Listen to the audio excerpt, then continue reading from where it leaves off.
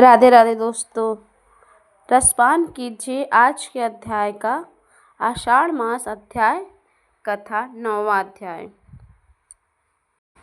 आशा करते हैं कि तीर्थों की ये कथाएं आप सभी को पसंद आ रही होगी। श्री ब्रह्मा जी कहते हैं, इसके आगे फलस्य नाम तीर्थ है जो मनुष्यों को सभी प्रकार की सिद्धि देने वाला है। अब मैं उसके प्रभाव का वर्णन करने वाला हूँ। ध्यानपूर्वक सुनो। वे छिने हुए राज्य को भी प्राप्त कराता है। विश्वामुनि के ज्येष्ठ पुत्र कुबेर जो रिद्धि सिद्धि से संपन्न और उत्तर दिशा के स्वामी हैं, पहले लंका के राजा थे।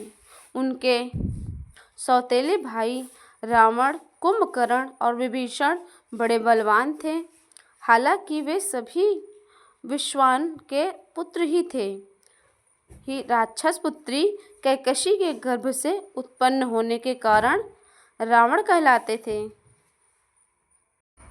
वे तीनों भाई तपस्या करने के लिए वन में गए। वहां उन्होंने बड़ी भारी तपस्या की और मुझसे वरदान प्राप्त कर लिया। फिर अपने मामा मारीच के नाना तथा माता के कहने से रावण ने कुबेर से लंका की राजधानी अपने लिए मांग ली। इस बात को लेकर दो भाइयों में बड़ी भारी शत्रुता हो गई। फिर तो देवताओं और दानवों में भयंकर युद्ध हुआ। रावण ने अपने भाई कुबेर को युद्ध में हराकर पुष्पक विमान तथा लंकापुरी पर अपना अधिकार जमा लिया और वह तीनों लोगों में यह घोषणा कर दी कि जो भी मेरे भाई को आश्रय देगा वो मेरे हाथों से मारा जाएगा। इस पर कुबेर को कहीं आश्रय नहीं मिला। तब वे अपने पितामह पुलित्स के पास गए और उन्हें प्रणाम करके हाथ जोड़कर विनीत भाव से बोले कि मेरे दुष्ट भ्राता ने मुझे लंका से निकाल दिया है। पिताश्री, आप ही बताइए मैं अब क्या करूं? अब मेरे लिए दैत्य तीर्थ ही आश्रय है। पौत्र की यह बात सुनकर पुलेश ने कहा, तुम गौतमी गंगा के तट में जाकर भगवान शंकर की स्तुति करो। वहां गंगा के जल से रावण का प्रवेश न हो सकता है, अतः मेरे साथ वहीं चलकर कल्याणमयी सिद्धि प्राप्त करो। तब कुबेर ने बहुत अच्छा कहकर उनकी बात सहज स्वीकार कर ली और पत्नी, माता, पिता तथा महर्षि पुलित्स के साथ गौतमी गंगा के तट पर चले गए। वहां गंगा जी से स्नान करके पवित्र होकर कुबेर भोग मोक्ष के दाता भगवान शिव की स्तुति करने लगे। इस प्रकार, हे शंभु, आप ही इस चराचर के स्वामी हैं, दूसरा कोई नहीं। जो लोग भी आपकी अवहेलना करके मोहवश दुष्टता करते हैं वे शोक के ही योग होते हैं। आप अपनी 8 मूर्तियों द्वारा संपूर्ण जगत का भरण पोषण करते हैं। आपकी आज्ञा से सभी लोग चेष्टा करते हैं। किसी भी विद्वान पुरुष आपकी महिमा को सब कुछ जान पाते हैं। अज्ञानी पुरुष आप पुरातन प्रभु को कभी नहीं जान सकता। एक दिन जगदम्बा पार्वती ने अपने शरीर के मैल से पुतला बनाकर तैयार किया और परिहास में आपसे कहा, देखो ये आपका शूरवीर पुत्र है।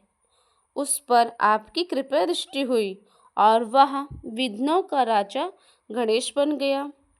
अहो महेश्वर की दृष्टि का कितना अद्भुत प्रभाव है। जब कामदेव भस्म हो गए और उसकी रति विलाप करने लगी, तब दयामयी पार्वती ने आंसू बहाते हुए आपकी ओर देखा, कहा, भगवान, इन बेचारों को दाम्पत्य सुख छिन गया है। तब आपने उस पर भी कृपा की। कामदेव मनोभाव हो गया और वह रति की मनोभूमि में प्रकट हो गया। इस प्रकार उमा सहित महादेव की कृपा से रति ने पूर्ण सौभाग्य प्राप्त किया। इस प्रकार स्तुति करने पर भगवान शंकर कुबेर के साथ प्रकट हुए। उन्होंने कुबेर से वर मांगने के लिए कहा, किंतु हर्षों तिर तिर के कारण कुबेर के मुख से कोई बात ही नहीं निकली। उसी समय आकाशवाणी हुई। उसने मानो पुलित्सु और कुबेर के हार्दिक अभिप्राय को जानकर ही कल्याणकारी वचन कहा। भगवान, ये लोग धन का प्रभुत्व प्राप्त करना चाहते हैं। इनके लिए भविष्य भूत सा बन जाए। जिस वस्तु को ये किसी के लिए देना चाहें वह दी हुई के समान हो जाए, तथा जो वस्तु इस समय प्राप्त करना चाहें वो पहले से इनके सामने प्रस्तुत हो जाए।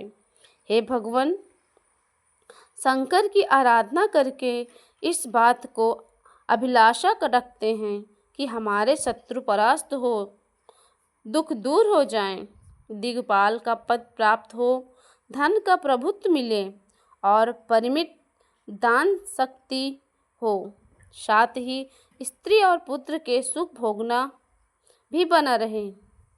कुबेर ने यह आकाशवाणी सुनकर त्रिशूलधारी भगवान शंकर से कहा, देव, ऐसा ही हो। तब तथास्तु कहकर शिव ने उस देववाणी को अनुमोदन कर इस प्रकार पुलित्सु, विश्वा और कुबेर को वरदान से अभिनंदन करके शिव जी अंतर्ध्यान हो गए।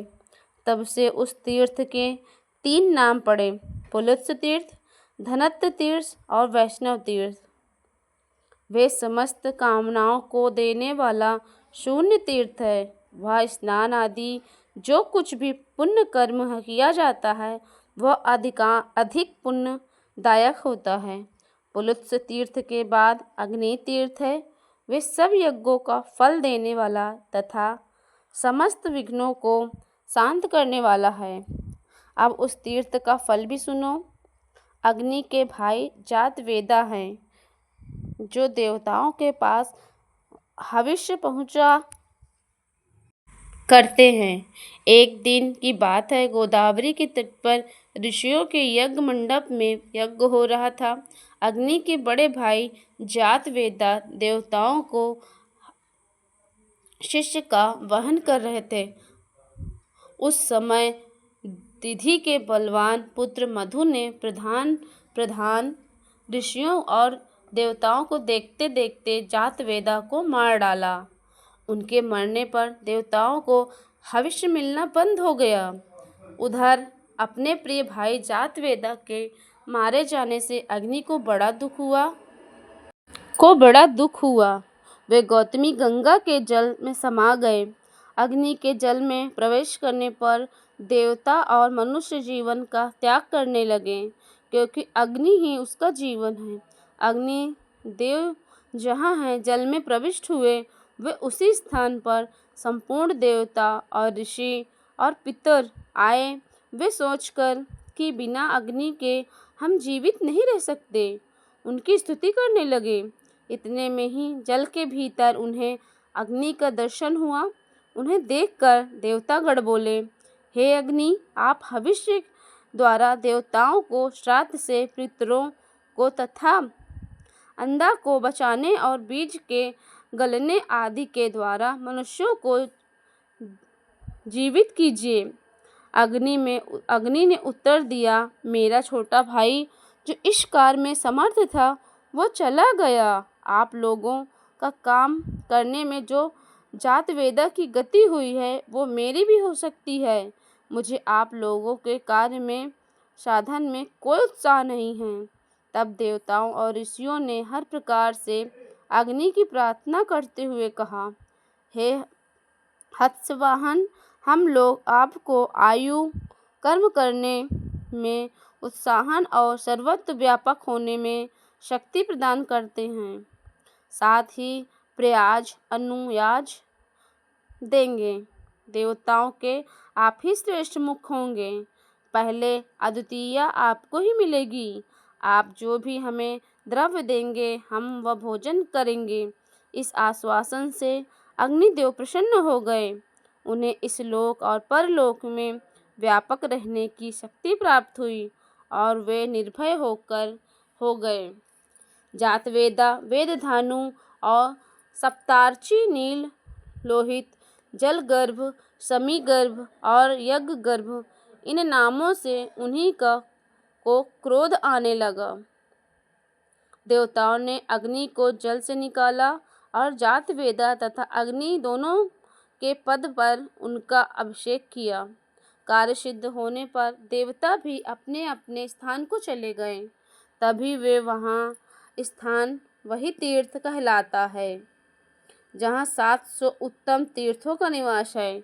जो चित्त आत्मा पुरुष तीर्थ में स्नान तथा दान करता है उसे अश्वमेध यज्ञ का पूरा पूरा फल प्राप्त हो जाता है। वही देव तीर्थ, अग्नि तीर्थ और जातवेदस्य तीर्थ है। अग्नि द्वारा स्थापित अनेक वर्णों के शिवलिंग का वहाँ दर्शन होता है। उनके दर्शन से सभी यज्ञों का फल प्राप्त होता है। उसके बाद ऋणयोजन नामक तीर्थ है जिसके महत्व का वेद वेदांता महापुरुष भली भांति जानते हैं। मैं उसके स्वरूप को बतलाता हूँ, मन लगा कर सुनो।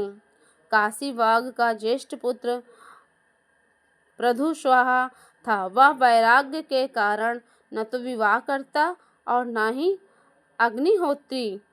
तब शिवान का कनिष्ठ पुत्र भी विवाह योग्य हो गया था, तो उसने भी परिव्रती होने के भय से विवाह अग्निहोत्री नहीं किए।